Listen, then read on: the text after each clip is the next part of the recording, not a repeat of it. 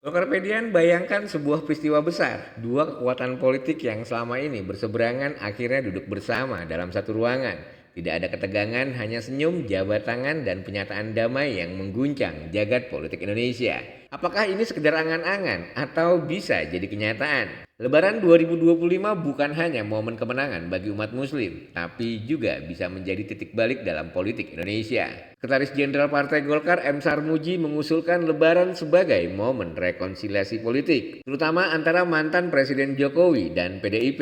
Apakah ini mungkin terjadi? Jika kita melihat sejarah, Lebaran memang sering menjadi ajang untuk merajut kembali persatuan bangsa. Presiden Soekarno dulu memanfaatkan momen ini untuk mengurangi ketegangan politik. Namun hubungan antara Jokowi dan PDIP telah banyak berubah sejak 2014. Dulu Jokowi adalah kader PDIP yang didukung penuh, tapi kini banyak kebijakannya tidak lagi sejalan dengan garis partai. Ketegangannya semakin memuncak setelah pemilu 2024 saat Jokowi lebih memilih mendukung Prabowo dan Gibran, bukan Ganjar Pranowo yang diusung PDIP.